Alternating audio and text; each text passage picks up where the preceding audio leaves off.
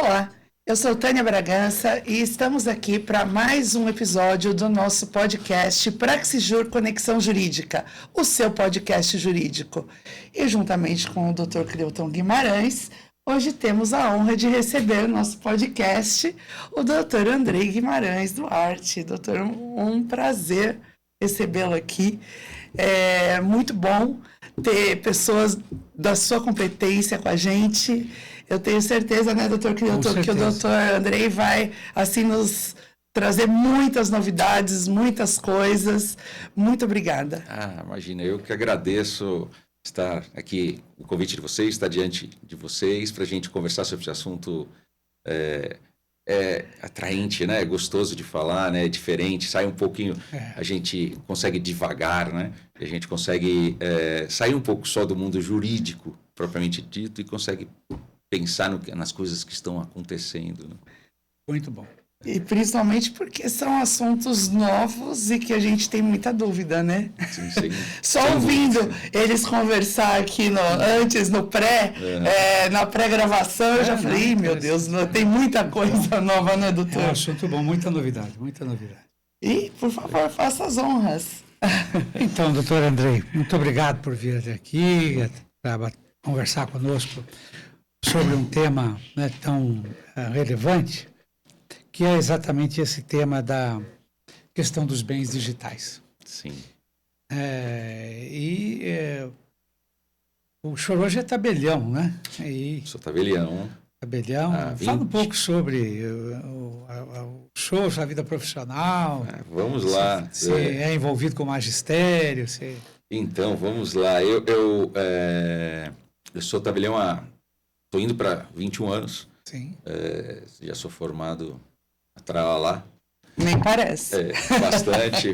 E advoguei um tempo, fui delegado de polícia um tempinho também. Tinha o objetivo de ser juiz, assim que saí da faculdade, estudar para magistratura. Mas a vida foi me levando para outro lado. Hoje adoro o que faço e encontrei no notariado, no tabelionato, algo que me engaja, que me motiva. Então, justamente até um pouco do que a gente está falando, que a gente vai falar, que é essa condição do notariado, dele estar no meio, né, como tabelião, ele está ali no meio entre o público e o privado, então ele consegue navegar bastante com essa questão de inovação, muito também com inovações jurídicas, né? A Tânia é muito ligada ao IBDFAN, ou seja, o notariado foi um expoente na época das uniões homoafetivas, foi um precursor na época de fazer as escrituras, né, de união estável homoafetiva, ou seja, ele permite isso e ao mesmo tempo ele é público, o que a gente fica nesse filtro, né, que é uma função pública. Então a gente consegue fazer esse filtro entre a regulação, o que o Estado exige para a validade dos atos, a eficácia dos atos, e também você consegue ter contato com essas inovações.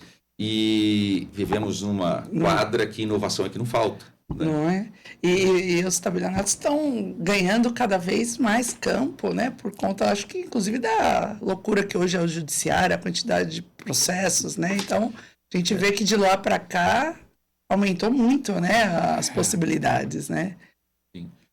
Os tabeliões estão ampliando as suas atribuições, né? Sim. E hoje já se fala em mediação, arbitragem via tabelionato. Sim. Já se buscam horizontes novos, não é? Ele tem até um projeto, né, sobre isso, né? Temos, a gente tem andando no Colégio Notarial aqui de São Paulo, a nossa Câmara Arbitral, está em desenvolvimento com um colega chamado Tura, Marco Tura, que foi, ele era do MP do Trabalho, eu achei que fosse o colega do senhor, mas ele era do MP do Trabalho. Ou seja, nós começamos a procurar onde a gente pode ser útil, né? Em que lugar a gente pode agregar valor em auxílio ao judiciário, deixando com o judiciário essa questão, realmente quando houver litígios, quando esse litígio for insuperável e houver a necessidade de um terceiro, né, e o Estado dizer para as partes, olha, aqui agora eu vou decidir. Então, e eu acho que a sociedade também está indo muito para esse caminho, né? Esse caminho que a gente via muito em filme americano, né? De sentar as pessoas, colher o depoimento fora do judiciário, né? Ou seja, senta aqui, vamos lá, tinha um carinha, um tabelião americano que é diferente do nosso, da gente, mas ali digitando, passando. Eu acho que a sociedade começou a perceber que dá para antes, né, tentar promover uma conciliação, antes de ir direto para o litígio. Eu lembro que quando eu saí da faculdade e advoguei, eu achava que o meu trabalho estava feito quando eu distribuía a inicial. Né? A gente distribuía a inicial e pronto. Acabou, vamos esperar agora o processo. E é um engano, né? Você poderia ter feito muito antes, né? Poderia ter ligado para o advogado da parte contrária, você poderia ter procurado a parte, se ela ainda não tivesse advogado, instruir, procura um colega e vamos sentar para conversar. Tanta coisa que pode fazer antes, né? Produzir provas antes, né? E a gente não tinha essa cultura, a gente tinha uma cultura muito processualista, né? Isso foi... a beligerância prevalecia, né? Vamos litigar, né? A gente saiu da faculdade assim, vamos litigar. E, aliás, esse foi um dos motivos que me trouxe de volta ao direito de família. Essas possibilidades novas, essas resoluções de conflito, eu acho que isso é essencial, né? É uma área que o litígio tem um peso emocional, sentimental tão grande, né? Que se você puder evitar, é sempre bom, né? Há quem evite. Há quem evite, há quem procure. Mas... Há quem evite. Sempre há quem evite. Mas, assim, dentre essas coisas novas, né? Porque o que se imaginava, o que se imagina hoje em dia, é que o tabelião não é mais aquele senhorzinho, né, de óculos, etc. É uma espécie de guarda-livros, né, formalmente investido pelo Estado, de uma... Sim. Missão relevante de interesse público e alguém que, de modo similar ao juiz, é um ente passivo, né, que aguardava a procura das partes para esse ou aquele ato. Sim, sim. E é muito responsável pela sua formalização. Hoje, mesmo o que eu vem mostrando é que há uma postura mais proativa, né? Os tabeliães hoje se envolvem mais, né? Se atualizam mais. Sim. Porque, convenhamos, né? Alguém já disse que a nossa sociedade, muito especificamente, aliás, a partir de 2017, 2018, já não é mais a mesma.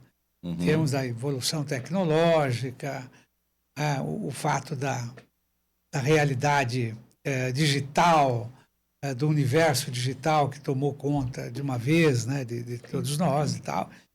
E isso, claro, haveria de arrastar também o universo jurídico, os tabeliães, né, e impondo a eles certas necessidades de atualização. Sim. É isso exatamente que aconteceu com relação à necessidade de atualização em matéria de bens digitais, que é uma coisa ainda hoje pouco comentada, né? Sobre a qual pouco se dialoga ainda, pela dimensão que ela tem, né? de relevância. Ainda se fala muito pouco, mas foi isso que obrigou os tabeliães também a voltarem as suas vistas para isso, né? Com certeza. Também, assim, foi um movimento importante nesse sentido, mas eu acho o primeiro ponto, acho que foi uma inflexão, foram a reiteração de concursos, né? Isso fez com que houvesse uma oxigenação da classe, pessoas novas. Eu sou concursado no Estado de São Paulo do 3º concurso, acho que o Estado de São Paulo tem o 14º concurso. Isso trouxe para dentro da classe pessoas mais novas e que, junto com os mais antigos, ou seja, permeou que tinha de seguro, de conservador, e de que... Porque a nossa função é dar segurança, então também não adianta. Nós não somos, eu brinco com meus colegas quando eu tenho ideias meio malucas, eu falo, nós não somos uma startup. A gente não pode fazer e jogar, porque uma das coisas que mais a sociedade espera da gente é previsibilidade. Então, não dá para lançar um produto e ver se dá certo, né? Um serviço e ver se dá certo. Né? A gente tem que ter algo muito mais maduro, muito mais elaborado. Então, a gente entendeu que precisamos ir para a sociedade, precisamos voltar para a sociedade. Porque nós nascemos na sociedade, lá em Roma, no meio das praças de comércio, quando ninguém sabia escrever, um pouco como a Dora da Central do Brasil, você não sabe escrever, então vem cá, eu escrevo para você. E a gente precisou, nesse mundo em mudanças, principalmente digital, a gente precisava voltar para a sociedade. Mas preservando uma coisa só, que é assim, a gente tem que preservar a nossa imparcialidade. Assim, a gente pode dar sugestões, mas com cuidado para deixar as opções para a pessoa. Até porque isso que é de mais complementar entre nós, advogados e tabeliães, que é eu ser imparcial e vocês serem parciais, por obrigação com o seu cliente, né? Então, assim, quando discutem comigo, advogado, mas isso vocês estão pegando o nosso serviço. Não, nós estamos trabalhando juntos, porque eu não posso defender ninguém, né? Eu tenho que colocar aqui na mesa e o que é bom e o que é ruim para determinada parte A, B ou C. Você não, você pode sim seguir o caminho que é bom para o seu cliente, legitimamente. Então, a gente preserva muito a imparcialidade. E nesse movimento, nessa onda desde os concursos, a gente foi arrastado também pelo tsunami digital, né? Essa mudança que a sociedade passa hoje, de uma mudança comportamental enorme, de uma migração das relações interpessoais de um mundo físico para o mundo digital, para meios digitais, né? O que alguns têm um livro muito interessante chamado, um americano e um alemão, chamado Big Data. É um livro bem interessante com cases e tal, que eles chamam, e é uma expressão que pegou, que é a dataficação do mundo, ou seja, que é a representação por dados dos nossos comportamentos em geral. E isso abriu aí um leque de impactos jurídicos, um leque de impactos sociais, de impactos econômicos, que nós estamos no meio dele. Então, nós como classe não poderíamos deixar de estar participando disso. Eu acho que isso com o Ministério Público, com a advocacia, com meios em geral, as profissões estão sendo adaptadas, mudadas, o próprio conceito de profissão está sendo testado, né, hoje, como profissão com monopólio de um saber específico, prático. Então, a gente veio nesse caminho, principalmente a nossa função de tabelião, porque a função do tabelião é uma função aberta. A gente formaliza fatos e vontades. Então, nós não temos um objeto específico para trabalhar, como o registro civil. Ele tem ali funções de registrar o nascimento, registrar. Eu posso fazer um contrato de qualquer coisa. Eu posso formalizar a vontade da pessoa de qualquer coisa, lógico, limitado a ilegalidades, contra os bons costumes, moral e tal, mas, de uma maneira geral, eu posso formalizar o que for. Isso nos permite estar recebendo essas demandas. E o que foi muito interessante para nós, tabeliães, é que é um mundo ainda com um grau de segurança muito grande. E é um mundo onde, então, a gente é útil, porque a gente floresce o tabelião justamente quando as partes não têm a segurança entre elas, né? Um gap de confiança entre as partes não estão se vendo, não se conhecem. Então, a gente surgiu ali. E nesse caldeirão tem essa questão da dataficação. E da dataficação, nosso comportamento migrou para o meio digital. Essa migração levou para lá bens nossos, vamos colocar em bens no sentido amplo, personalíssimos, com conteúdo econômico, sem conteúdo econômico, bens mistos, com ou sem conteúdo econômico, e isso gera um impacto na questão de direito de propriedade, na questão de direito sucessório, mesmo contratos, né? Quais são os limites de uma contratação de uma plataforma, enquanto ela pode interferir no teu patrimônio. A gente estava conversando sobre, no comecinho, sobre a propriedade ou não. Eu lembro que o senhor falou, eu estou tentando lembrar qual o exemplo exatamente o senhor comentou fora do ar. Da Biblioteca do Kindle. Da Biblioteca do Kindle. Ou das bibliotecas que existem. Então, a questão, mergulhar na natureza jurídica desses contratos e exatamente saber, eu estou alugando, eu estou comprando, se eu estou comprando, eu tenho direito à sucessão para o meu herdeiro. Ou seja, isso abriu um leque de impactos enorme. Né? Ou a própria locação ser passível de sucessão, talvez, enfim. Também. O contrato, né? Porque aquilo é um contrato. Sim. Então, a gente vê hoje, assim, os cartórios, de um modo geral, sempre foram, na minha concepção, grandes computadores sob o figurino da instituição social e estatal ou semi-estatal pública. Porque quem guarda dados são os cartórios. Sim. Sim. Né? Quer dizer, Sim. os tabeliães, os registradores, Sim. são sucessores na nossa história da igreja Sem católica. dúvida. É isso aí. Que antes era a dona dos registros, dos dados. Sim, no Egito, o tabelião era sacerdote. Sim. Ele estava ligado à fé pública e fé religiosa, juntinhos. Então, hoje, por exemplo, eu me deparei com uma questão, para dizer para um cliente meu, Uhum. porque esse fenômeno da digitalização é tão forte, e que um cliente me fez uma pergunta. Eu estou fazendo aqui um contrato de compromisso de compra e venda, eu posso registrá-lo se ele contiver assinatura eletrônica? Uhum. E se for assinatura eletrônica, de que espécie de assinatura eletrônica a gente está falando? Quais complicadores, até onde o registrador pode... Então, veja como isso tem essa datificação da vida, essa digitalização do nosso universo, até onde isso vai chegando, né? No cotidiano, né? Criando aspectos práticos, mas exigindo de todos também uma certa acomodação. A gente sabe que o CNJ vai auxiliando nessa tarefa, os tabeliões também têm obtido lá grande parcela dos seus pedidos atendidos para essa questão. Mas o que eu queria saber mesmo, de verdade, que eu acho que todo mundo quer saber, primeiro, o que é um bem digital, não é? E o que é que os cartórios têm a ver com isso? Assim, de que maneira um tabelião tem que se haver com um problema relativo a um bem digital? Vamos lá.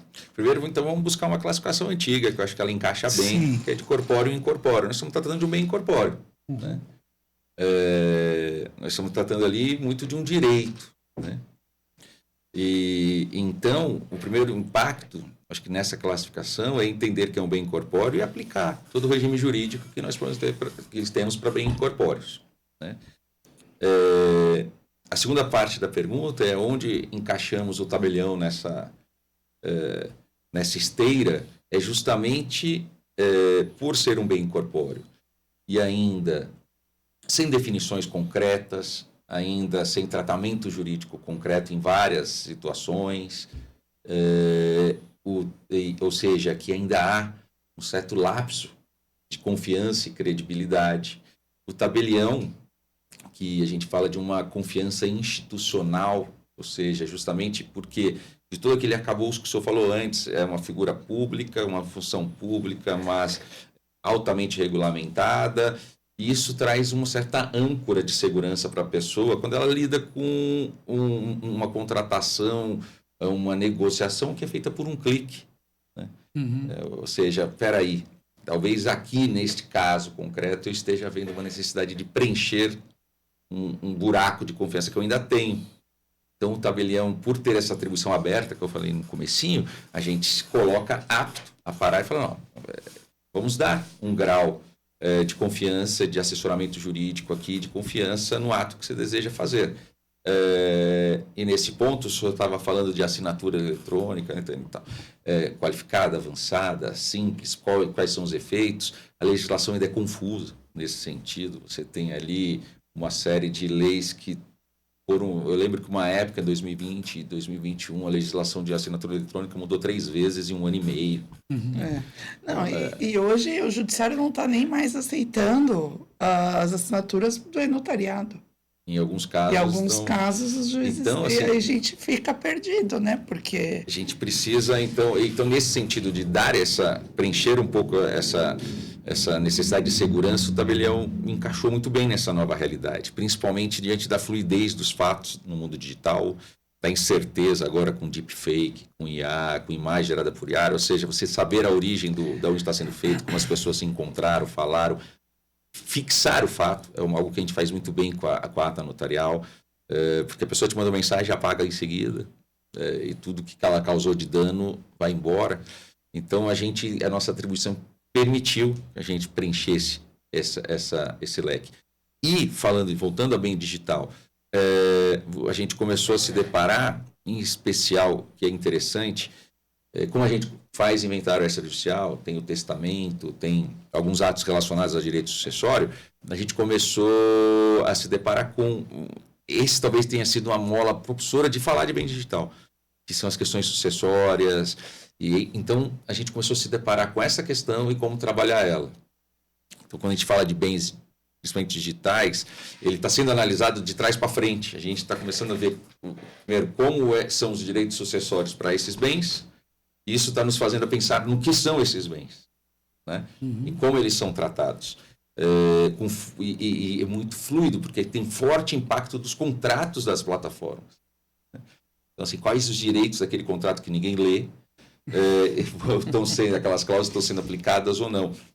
Então, começou a gerar impacto muito grande na hora que a gente faz os inventários e na hora que as pessoas começam a querer tratar os seus bens digitais. E a gente começou a fazer bastante ato vinculado a isso, até mesmo em testamento, estabelecendo como tratá-los e tal.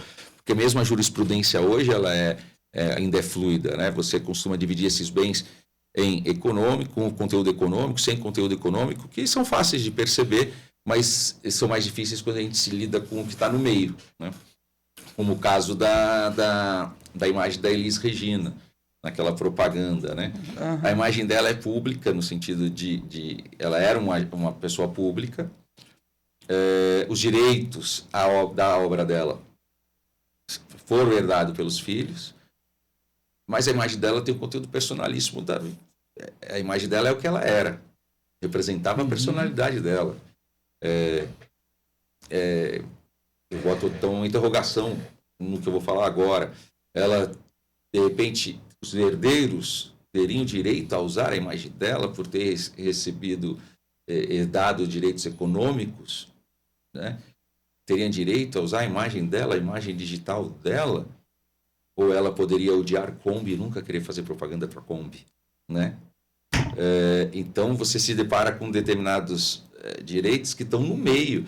Vamos tirar esse exemplo maior, gigante, que é o dela, mas vamos lá, uma pessoa que usa a sua rede social para vendas e compras, os herdeiros ficam sem a senha, né? Para prestação de serviço, ficam sem a senha. Essa clientela, vamos lá, esse ponto de comércio foi herdado pelos seus sucessores ou não? Que normalmente não tem ali um contrato social. Não é? Então, e algo que era muito que a gente via como direito de imagem de artistas, hoje se espraiou. Você tem seu Instagram e, de repente, ali tem um conteúdo econômico de um direito de imagem sua. E, ao mesmo tempo, aquilo ali é a sua imagem, é seu direito personalíssimo, né? É quem você é. A sua imagem é quem você é lá. Você quer que seja usado ou não. E, diante dessa insegurança geral, nós ganhamos uma certa relevância, nós notários, porque a gente começou a colocar isso no papel. Como é que você quer que tratemos a sua rede social, a sua senha? Como é que você quer que seja sucedido o seu Bitcoin, a sua moeda digital? Como você deseja, quem tem acesso, quem não tem, quem teria, por exemplo, a curadoria da sua manifestação, das suas manifestações públicas pela sua plataforma, quem não teria? Você quer dar a senha do WhatsApp para tua esposa? Vai saber, né? Então, assim... Você tem uma plataforma de cursos, como é que vai ficar isso? São questões abertas. E o notário conseguiu ajudar nessas questões, juntamente, principalmente com os advogados. Conseguiu dar uma camada pública, algo que podia ser só um contrato privado, ou seja, dar um pouco mais, um elemento a mais de segurança. E estamos construindo isso juntos, no final das contas, porque não há nada certo ainda nesse mundo, né? E aquilo que você estava falando, talvez algo que era discutido muito em grandes artistas, quem produz obra, quem trabalha com imagem, hoje vai ser discutido com você, né? Então, a gente imagina que não há como ainda deixar de se utilizar do direito tradicional, privado, como uma margem de segurança para desenvolver um raciocínio. Portanto, fala-se em propriedade intelectual, fala-se em direitos de caráter patrimonial, não patrimonial, Sim. sua cessão, Sim. Quem cede, quem não cede, enfim. Isso tem bastado? E, olha, o senhor comentou em usar o arcabouço que já existe para regular essas situações. Eu acho que dá para melhorar, mas eu acho eles já bastante aplicáveis. Eu acho, não diria suficientes, dá para melhorar, mas muita coisa já está resolvida e a gente acaba procurando novas soluções porque às vezes não precisa. Boa parte já dá para ser aplicado. Eu vi uma decisão recente da ministra Nancy Andrighi com relação que foi a criação de inventariante digital que nomeou no inventário judicial para que ele acessasse tudo da pessoa do mundo digital e tal. E há de diferente nessa figura em relação ao inventariante em geral? Né? A função é a mesma. A função é a mesma, talvez especificar mais os deveres específicos, né? Por quê? Porque ele vai ter que ter muito mais cuidado, porque não está lidando só com bens, está lidando com aspectos da manifestação da própria pessoa, né? Direitos da personalidade. Então, mas de um modo geral, você já tem um arcabouço jurídico forte. Adequar a situação. Né? Dá para melhorar em alguns pontos? Dá. Mas eu não consigo ver tão afastada que o mundo mudou tanto. Eu acho que isso virou um pouco fetiche. De que o mundo digital afasta completamente o mundo físico. Às vezes eu acho até algumas coisas muito parecidas e a gente só está tentando dar tratamento diverso. Vamos lá. Nosso próprio podcast. É um meio de comunicação social. E o que está no Instagram não é um meio de comunicação social, é um meio de comunicação social porque não aplicar as regras, né? Cada um pode falar para pessoas indeterminadas. Isso já foi tratado lá em 1700 e bolinha, com a revolta dos panfletos. Então, eu acho que tem muita coisa que dá para aplicar. Sendo crítico, isso é completamente opinativo agora, né? Eu acho que a gente está... Eu também estou falando muito acho, que quando a gente não tem certeza, né? Mas... tem uma tendência muito grande a jogar o bebê junto com a água suja, sabe? Boa parte que se aplica já. É que, assim, digamos, as pessoas têm uma tendência, especialmente aqueles que vêm convivendo mais de perto com essa realidade virtual, com esse universo que é todo próprio. As pessoas que nele se engajam e vão desenvolvendo as suas atividades, a sua vida, etc., imaginam ou desejam algo que hoje tem sido muito reclamado, que é a liberdade. E a liberdade não é exatamente uma antítese do direito, mas ela é, pelo menos... algo que no universo jurídico nasce limitada. Não há liberdade absoluta no mundo jurídico. Então, quando você migra essa pretensão de liberdade para esse universo e vai lá o direito, ele vai fazer o quê? Vem me atrapalhar? Então, assim, ele veio para atrapalhar isso, mas ele precisa se adaptar a esse território.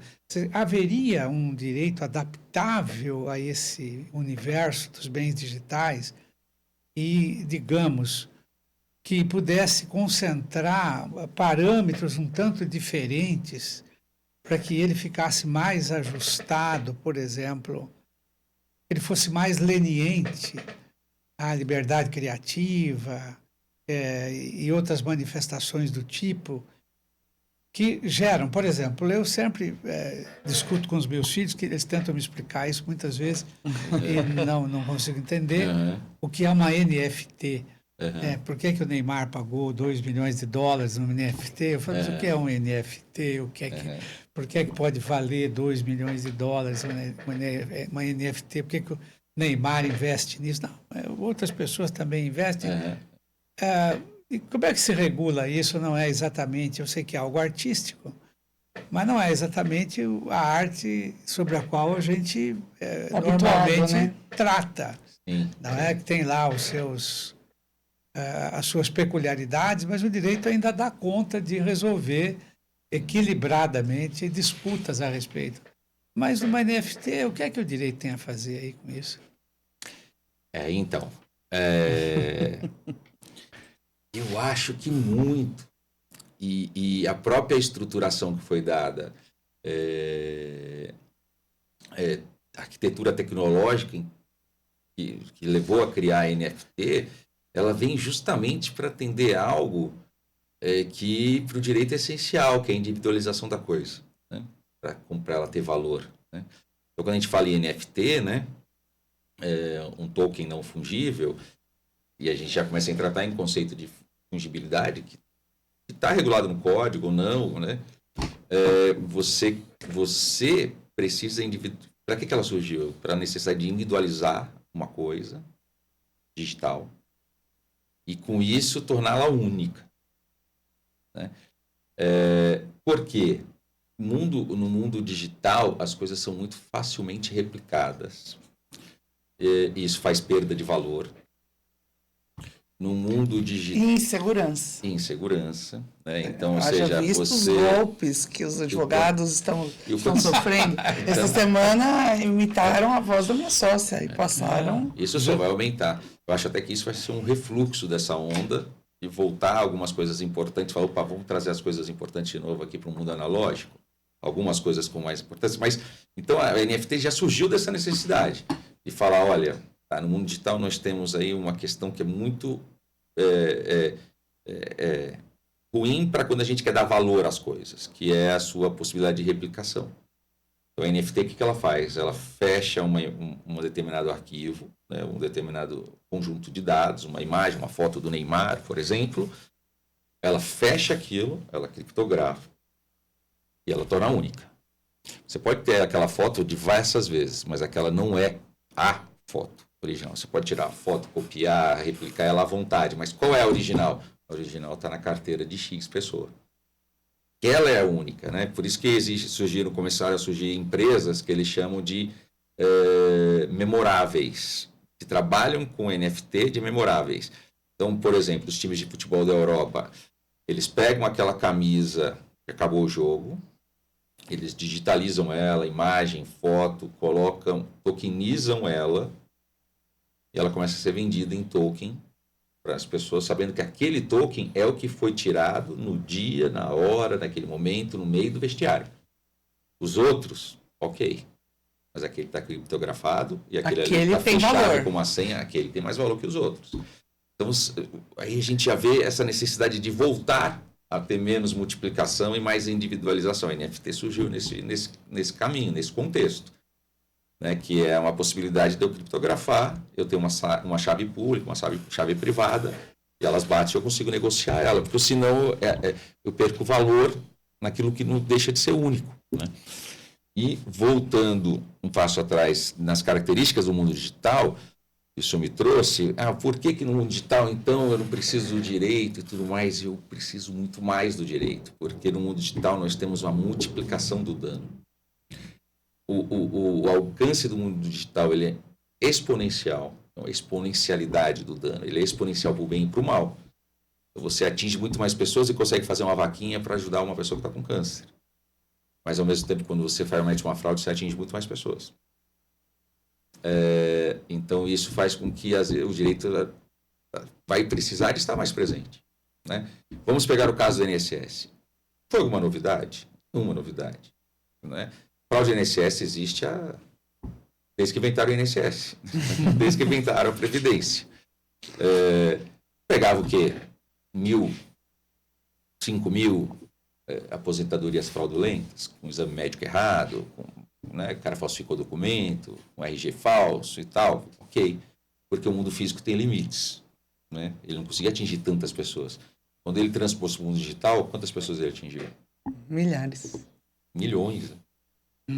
Milhões. Então, quando você pega, por exemplo, eu consigo expedir uma assinatura em nome da Tânia, eletrônica, em nome da Tânia, o potencial de violação no mundo digital e de dano é enorme.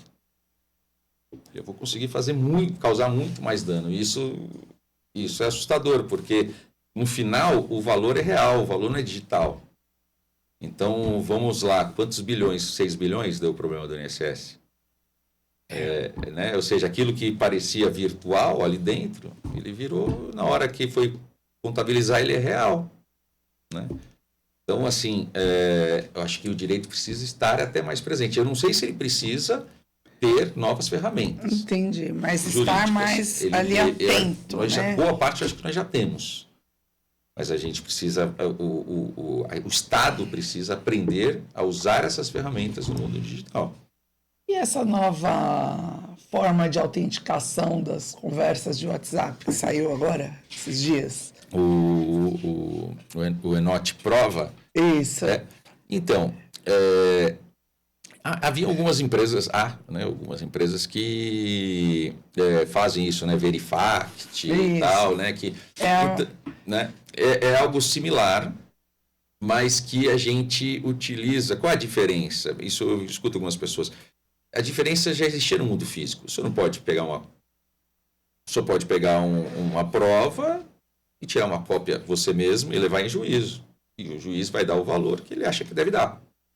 Você pode pegar essa prova, levar a um cartório, registrar no título de documentos, dar um contexto nela, entregar ao juiz, ou fazer uma ata notarial, entregar ao juiz, e ele vai dar o contexto que ele dá. Nesse produto e serviço especificamente, o que é feito? É feito que a gente traz o arcabouço jurídico que regula a nossa atividade e dá uma características a mais, um plus de segurança para aquilo que uma empresa poderia fazer. Se para a sua análise a cadeia de custódia técnica, tecnológica é o suficiente, pode usar a empresa. Se na sua análise você olha ali e fala, opa, esse caso aqui é um caso que eu quero ter mais cuidado, é um caso que tem um bem jurídico mais importante para as partes, é um caso que eu quero que a cadeia de prova seja pública, no sentido de estar com contornos, com todo o arcabouço jurídico, regime jurídico de direito público. Eu quero que a colheita dessa prova ela tenha participação de um ente público. Então, tabelião colhendo essa prova, eu quero que essa cadeia seja demonstrada com atributos de fé pública mais seguros. Quais são os atributos? Os que estão na lei. Presunção de verdade, porque foi colhido por um tabelião, a imparcialidade do tabelião e não é produzida por uma pessoa sozinha, a responsabilidade do tabelião, inclusive gerando eventualmente responsabilidade civil dele se tiver algum erro, a aceitabilidade pelo judiciário. Eu sei que uma prova produzida no cartório ela vai ter um peso e aceita muito mais fácil que uma prova não produzida no cartório. Então, o que nós temos, eu brinco assim, são elementos, é uma cebola com as suas cascas. Quantas cascas você quer que o teu direito esteja protegido? Uma. Bem, tira uma cópia, tira uma foto e leva. Né? Bati de bicicleta e furou o pneu. Ok. Você quer mais cascas de segurança para que você tenha uma efetividade melhor depois? Acha que o custo-benefício justifica? Ok. Procure um cartório. Então, esse serviço entrou dentro desse contexto. Por quê? Porque ali a gente assegura a cadeia e a gente aplica um regime jurídico, achei esse diferencial, que é o regime jurídico que nos regula. Tudo aquilo que o Estado cobra da gente nos dá elementos de responsabilidade maior. E por quê? Porque eu sou fiscalizado, isso me faz ser muito mais rígido, isso me faz ser muito mais reto, e assim vai. São camadas que nos deram, né, que a lei e a Constituição nos atribuiu para que o ato que eu produzisse tivesse um outro elemento de segurança que a pessoa tenha certeza, um valor maior. A palavra é essa, valor maior. E não por imposição. Ou seja, adeque ao seu caso, né? Veja quando você precisa fazer uma ata ou não. Nesse caso, por exemplo, da ata, eu tenho sérias críticas com relação ao valor dela. Eu acho ela muito cara. Acho que ela teria muito mais utilidade se ela tivesse um valor mais equilibrado. Né? Porque ela é um instrumento magnífico. Sim. Né? De valorização de prova, né? Prova e tal. Eu sonho com um dia que eu começar a a colocar 2 advogados e seus clientes e as testemunhas deles, e eu colhi as testemunhas, estão aqui na minha frente, os advogados estão perguntando, os 2 perguntam, os 2 falam. E faria ali uma antecipação de provas. Né? Muito... Mas é caro. Então, isso era uma coisa que a gente podia mudar. Mas é isso, esse novo produto, serviço veio nesse sentido, de trazer esse mundo que estava sendo já feito por empresas privadas para o regramento público. Né? E lá pode gerar dúvida. Será que eu confio na Verifact? Vamos que... O mundo privado é assim, ele é aberto e tem que ser aberto, é legítimo. E ele prospera ou não prospera, ela fale ou não fale, e eu vou estar vinculado a isso, ou eu quero algo que tenha um lastro público que nunca vai acabar, né? Tá ali. A pessoa decide. Sim. Pelo que eu estou entendendo, então, quer dizer, o direito penetra o universo dos bens digitais, se nós entendermos que bens digitais são tudo quanto possa ser objeto de alguma utilidade humana e que guarde em si um valor, seja ele um valor material, seja ele um valor pessoal, personalíssimo. Sim. Então, pelo que eu estou entendendo, o direito penetra aí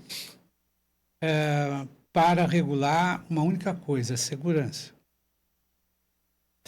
E o papel do direito aí é preservar a segurança dessa datificação da vida aí, ou a segurança dos dados, dos elementos que vão compor esse universo, né, dos bens digitais. Daí, talvez, o papel do direito, nesse caso, especialmente fixando como é que você resguarda a segurança? Através da imputação de responsabilidade. Nesse caso do INSS, por exemplo, há, claro, os grandes responsáveis, talvez, aqueles que são apontados, indicados como possíveis responsáveis pelo desvio dos dados, pelo aproveitamento, enfim. Mas há um sistema que permitiu tudo isso. E há aquele que foi o responsável por esse sistema e que talvez permitiu que esse sistema abrisse brechas tão importantes como... Fosse burlado, e né? fosse burlado a ponto de ser um foco, né, de corrupção. Mas eu pergunto, a nossa legislação sobre o universo digital tem sido suficiente ou você acha que nós precisaríamos, por exemplo, de uma agência reguladora que pudesse estar, através, né, dos marcos regulatórios, do direito regulatório, que é mais ágil, que é mais flexível, que é mais permeável? Talvez isso fosse mais conveniente do que o legislador, que muitas vezes demora a reagir diante da violência, da rapidez, né? Da violência dessa, né, rapidez da evolução desse universo. Né? Eu concordo. Eu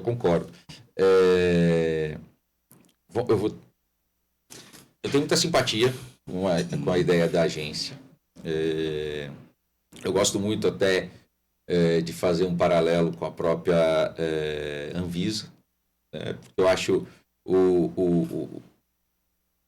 os efeitos do que estão sendo regulados, eu acho muito parecidos, que é a questão seguinte: um remédio, um novo produto, um novo alimento e tal, ele produz efeitos inesperados que não conhecemos. Então, esse arcabouço da Anvisa, eu acho, trabalha para tentar minorar esse risco. Esse risco. E a gente é a mesma coisa. O mundo digital é a mesma coisa. As pessoas, nós não temos noção exata dos efeitos de determinadas inovações. De novo, a gente falando do caso do INSS, eu trouxe o problema do sistema em si, né? Eu não vejo, olhando de longe o caso em si, eu não vejo o sistema feito para que houvesse possibilidade de fraude. O que eu vejo é uma inovação acelerada, necessidade de dar uma resposta rápida, e falta essa regulação dos efeitos a longo prazo do que poderia ser gerado isso, né? Eu vejo uma insegurança em assinatura eletrônica, eu tenho algum receio de que o GovBR vá causar bastante problema com relação à fraude. Assim, acho algumas formas de validação da presença frágeis, da validação da expedição do GovBR frágeis, e as pessoas aceitam às vezes. E a fraude tem delay, né? A fraude ela não surge hoje, você faz hoje para ver ela. Quantas vezes o senhor tirou a certidão de matrícula do seu imóvel que o senhor mora? É muito pouco, né? Quando comprou? Pouco. Talvez ele esteja vendido agora. É verdade. Com um certificado digital. Feito com documento falso. Ele vai sair correndo daqui e vai puxar. Quando que o senhor vai ver? Mas exatamente isso. É o delay da fraude. Recente. É o delay da fraude, né? É o delay da fraude. Você vai ver, você vai descobrir quando o cara alguém tentar a posse do imóvel, você for vender. Mas a maioria das vezes não fazem isso para transferir a posse, eles fazem isso para dar de garantia em algum lugar. Certamente. Né? Então, é um delay. E essa garantia pode ser de 30 anos. E só quando o banco, por exemplo, for executar porque deixaram de pagar, é que vai chegar a gente e falar, opa, esse imóvel não foi em fraudulento. Ou seja, há um delay muito grande. E esse delay, e o mundo digital ser tão rápido, e esse delay da fraude que tempestade perfeita, né? Que é esse caso, só quando atingiu 6 bilhões que todo mundo olhou para o lado e falou, ops, tem um volume estranho de coisa acontecendo aqui no INSS. Tem um volume estranho, tem uma coisa acontecendo aqui. E o Estado é lento para a resposta, né? Saiu um parecer para que bateu, andou pela cadeia de comando, chegou, aí o cara olha aquilo, não entende daquilo e fala, revê e vê o que é isso. Aí o outro vê. Você vai já visto o tamanho do problema que deu. Então, assim, né? A ideia de uma agência eu acho sensacional nesse sentido. A ideia de uma sandbox, né? Fala um palavrãozinho assim. Faz essas cagadas aqui dentro, fechadinha na areia, né? Não deixa sair tanto. Vamos ampliando os efeitos, né? O mundo digital é uma doideira, né? É uma doideira. A gente ainda está aprendendo a lidar com ele, né? Do modo geral, ainda não temos... se você pensar hoje em nível de responsabilidade civil e tal, e o que isso pode gerar, se pensar na China, nas possibilidades dos robôs, é só o começo. Então, nós estamos gatinhando com isso e, naturalmente, ainda há muita dificuldade. Sim. No meio burocrático, também. Eu falo da questão, por exemplo, dos cartórios hoje estarem muito voltados à solução de conflitos, o que tem uma coisa que é o meu modo particular de pensar, que é que o conflito tem sempre uma vida. E ele não nasce um conflito jurídico. Enquanto ele for solúvel amigavelmente, ele não é um conflito jurídico. Sim. Ele é um conflito de entendimento ou de desentendimento. Até ter a resistência... Do meu ponto de vista, o conflito jurídico ele tem a particularidade de ser um conflito cuja solução só pode ser dada pelo direito e por quem tem autoridade para dizer o direito. Então, o conflito não necessariamente é isso. Mas, hoje, por exemplo, né, há grandes plataformas da Amazon, etc., e mesmo na China, com mediadores robôs, com magistrados robôs e com a possibilidade de um humano intervir apenas quando o conflito estiver dando os seus últimos gritos, né? E chegando a bater nas portas da ordem jurídica e reclamar uma solução arbitrada e imposta, imperativa por alguém, por um terceiro. Então, isso é o blockchain que tem permitido. Os smart contracts, por exemplo, que vão depender... Execução antecipada, conflito zero e a solução já está predisposta, né? Então, assim, essa regulação, ela ela vem acontecendo num âmbito muito restrito, é mais a base da autonomia da vontade, né? Sim. Do que propriamente a base, que é o mais básico do básico do básico, dos fundamentos, dos pilares de qualquer ordem jurídica. Agora, por isso que eu digo assim, a evoluir isso, como é que o direito vai dar conta disso? Né? Eu dividiria a questão em duas. Uma, eu reforço que eu acho que o direito tem as ferramentas. Já tem. Pode melhorar? Para que você trate de alguma especificidade? Pode. Então, eu não levaria para a questão se o direito pode dar conta disso ou não. Eu acho que a questão que está sendo colocada para a sociedade é se o Estado pode dar conta disso ou não. Porque o que nós temos visto é que eu acho curioso, né? Quando você migra para o mundo digital, a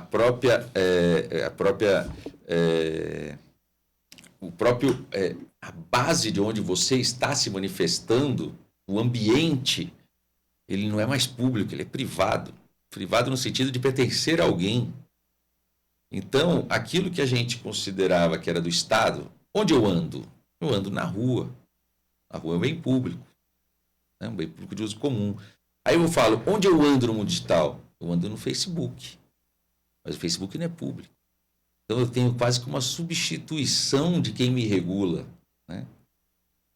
Como você disse sobre os arbitramentos feitos pela própria plataforma dos conflitos, né? As regras dos contratos sobrepondo as regras legais diversas vezes. E você muitas vezes dá o aceite ali. Então tem alguma coisa você regulando. Dá o aceite, o que é pior, Tânia, você se submete ao algoritmo, à programação de onde você se manifesta. Então é mais assim, o meio já é deles. Não é só aceitar tudo como é que eu estou me manifestando. Não, mas eu estou aceitando que eu vou viver na rua dele. E do jeito que ele permite que você viva. Né? Um dia que ele quiser fazer a rua virar de água e você afundar, ele faz. Já visto as derrubadas de perfis? Tá bom. Então, dá para a gente entender que a gente migrou das praças para as plataformas. E a gente precisa de Estado. E o que lá. eram ruas são plataformas. E o que o Estado cuidava, não cuida mais. Não cuida mais. Então, mas não há uma palavra mais enfraquecida que a palavra, que o conceito do Estado. Né? Sem dúvida. O Estado, de tanto se retirar, quase desapareceu. Mas, e essas plataformas, elas são concebidas com normas próprias. Né? Sim. A depender de... Você não se movimenta na Amazon segundo as suas normas. Não, nem no estado que você está submetido como lei. Você não se... Então, em qualquer plataforma que você frequente, seja ela relacionada à cultura, a comércio, a plataforma tem as suas regras, os contratos têm as suas normas, a sua identidade própria. Né? Então, o direito, às vezes, fica na borda. Ele regulamenta a borda, a manifestação de vontade, exceção, a né? forma, a exceção. E só quando o direito virou para regular completamente a exceção, né? Só quando alguém quiser reclamar. E até lá, você submeteu a tanta coisa. Mas e a autonomia da vontade? Mas ela é mascarada? Ela está primeiro dentro... Ela é exercida dentro, primeiro, da bolha, que é o mundo, que é o Estado, que é onde a gente vive, é o pacto social, é o contrato social que a gente vive. E hoje a gente está migrando, a gente está aceitando regras impostas por outra legitimação. Né? A gente aceitava regras pela legitimação democrática. Sim. Né? O Estado está lá porque nós deixamos, nós criamos e nós concordamos com as regras que nos são impostas porque eu tenho alguma participação democrática em algum momento, eu elegi e tal. E as pessoas estão aceitando outra forma de legitimação. Eu aceito a regra porque eu acho linda a Amazon. Eu acho que tem assim uma coisa, veja, que o grande debate hoje, o grande bem jurídico, que é a chamada liberdade de expressão, que nunca foi tão ampla assim no sistema jurídico europeu e brasileiro, do qual a gente se nutre, né? Nós não temos um sistema americanizado, ela entra em crise nesses ambientes, que, ao contrário do direito, tratam desse bem como algo sem limites, enquanto o sistema jurídico, que embebe esse outro sistema aqui, diz que não. Há uma crise, né, aqui por, segundo alguns, excesso de direito ou outros... Falta de direito. Falta de direito.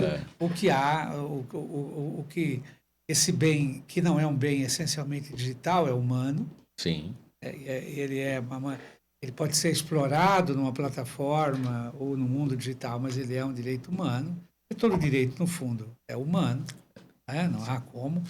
Né? Você não pode dedicar direito à inteligência artificial ou coisa parecida, a um robô. Mas isso tem sido um grande desafio, né? Como coordenar, né? Como compatibilizar a nossa história cultural jurídica com esse universo novo, né? E repleto de bens que antes nós desconhecíamos, né? Inclusive com aspecto subjetivo, etc. O primeiro ponto, concordo plenamente, o primeiro ponto que eu vejo disso tudo é, sim, a gente caminha bem quando a gente trata de questões muito específicas. Como a gente estava, quem foi falar de bens jurídicos, bens digitais, a gente fala de sucessão e tudo mais, a gente aplica as regras, eu acho que elas andam relativamente bem. Mas quando a gente começa a tratar de algo mais abstrato, como liberdade, o direito em si, vai com D maiúsculo, a gente começa a ver que nós não temos ainda os instrumentos para tratar disso, né? E o choque maior no Brasil, na nossa sociedade, o senhor identificou muito bem, é que essas plataformas, elas vêm de um direito completamente diferente. E elas são introduzidas aqui sem a adequação exata, correta, prévia. E agora a gente tem que aplicar uma lei que é completamente diferente do que ela foi feita para... o ambiente que ela foi criada, né? Que é um ambiente de common law, um ambiente de mais liberdade... não necessariamente melhor, mas com mais liberdade, porque é tão curioso que você fala mais liberdade, já parece que é algo bom, né? E não necessariamente é bom. Não necessariamente. Não necessariamente é bom. Mas aí você pega e nosso ambiente é totalmente europeu, do direito continental, né? Germânico, romano e tal. E aí você tem que tentar aplicar isso, porque, na verdade, ela foi criada dentro de um mundo e a gente foi... elas entraram aqui, avançaram, e a gente está tendo que adaptar o nosso mundo a algo que a gente começou a viver, né? Então, assim, é mais difícil adaptar do que criar, né? E se você não está no mundo digital, você não está mais em lugar nenhum. Se não postar no Instagram, não aconteceu. E essa internacionalização está nos obrigando a cogitar e até a materializar um direito constitucional digital. E que já há várias obras a respeito. Porque há uma questão de que, por mais que se internacionalize regras, que seria uma necessidade, há um conceito antigo, mas importante também, que não pode ser violado, que é o conceito de soberania. E que hoje sofre impacto enorme. Nós passamos agora há pouco por um dilema ocasionado pelo atual governo norte-americano, Sim. e que é uma clara invasão, fundada dessa derrubada de fronteiras da regulação, especialmente no mundo digital, enfim. E isso é um grande problema, né? É um grande problema. E voltamos, acho que no fim é o conceito de Estado que está sendo testado, né? É o conceito de Estado, a soberania como um dos elementos do Estado. É o conceito de Estado, né? De para quem a gente aceita nos regular. Quem a gente aceita nos regular, né? Então, passando por tudo que a gente divagou tanto, né? A gente foi para todos os caminhos,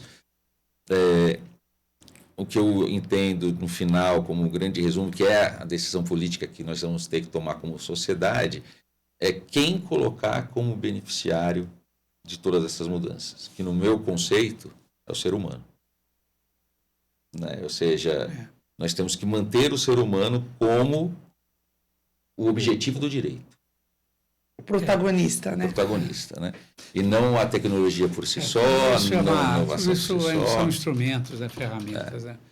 Para um bem-estar melhor, né? Por isso que vai exigir uma adaptação. E acho que nisso que a gente está pecando, né? Tá bem. Acho que a gente pode marcar um outro. A próxima vez com vinho? Com vinho foi melhor ainda da filosofia. A gente vai um pouquinho mais tarde. Eu quero agradecer enormemente o convite de vocês. É sempre muito gostoso poder falar de algo que é não só jurídico, né? Que é um pouco a filosofia do direito mesmo, né? No final. E falar de comportamento, falar de mudanças da sociedade, mudança do comportamento das pessoas, né? Isso é tão enorme. Por exemplo, o que pra gente, eu sou já antigo, vamos colocar assim, já passei de 50, o meu conceito de privacidade é um, o conceito de privacidade das minhas filhas é outro. No momento eu ia colocar, para nós eu acho que esse mundo é muito incerto, mas para eles voltando a bem, é natural. Né? O valor do bem digital para a gente é um. Se você quiser desligar meu Instagram, eu vou sofrer por um tempinho, depois eu vou falar ok. Para eles esse valor é outro. Exatamente. Como a gente vai transitar é uma forma, como eles transitam, é o que eu falo, eles nascem já sabendo mexer. Mas foi muito gostoso, obrigado. Muito bom. Obrigado muito mesmo. obrigado, doutor Andrei. Obrigado. A gente sempre tem o momento do Cleuton no final para terminar. Ele fica bravo comigo, mas eu acho sensacional. Faz o momento do Cleuton. Bom, nós hoje recebemos aqui o doutor Andrei para verificar toda a complexidade desse momento histórico em que há uma datificação da vida, né, de todos nós, em que o nosso universo, pelo menos, eu estou dizendo pelo menos, que há os que dizem mais, se duplica, né, além do universo físico, real, onde as relações se dão num plano material, há o universo das relações digitais, com, obviamente, a institucionalização de bens de outra natureza, porém, também colocados a serviço do ser humano, alguns sobre os quais o direito ainda não alcançou e talvez nem alcance, mas que clamam por alguma espécie de regulação.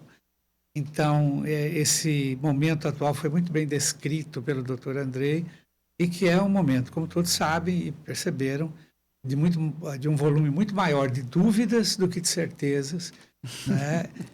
De inseguranças do que de segurança, porque nada neste atual momento da vida no mundo, né, deixa de estar em crise, de algum modo, sem utilizar a palavra crise num sentido negativo, né, porque a crise pode significar um impulso de transformação positiva.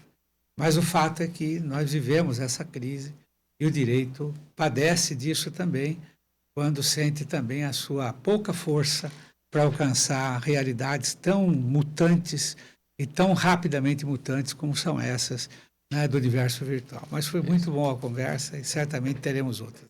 Muito obrigado. Para encerrar, um mimo só para adoçar. Obrigado.